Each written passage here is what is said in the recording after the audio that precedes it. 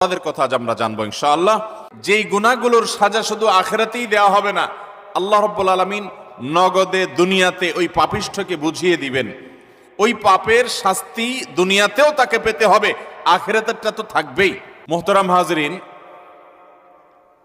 আজ আমরা যে বিষয়ে সামান্য কিছু কথা আরজ করব ইনশাআল্লাহ, এরপর কিছু প্রশ্ন উত্তরে আমরা চলে যাব। আল্লাহ রাব্বুল আলামিন তার আনুগত্য এবং তার নির্দেশ মানার মধ্যে বিশ্ব মানবতার মুক্তি এবং শান্তির ব্যবস্থা রেখেছেন।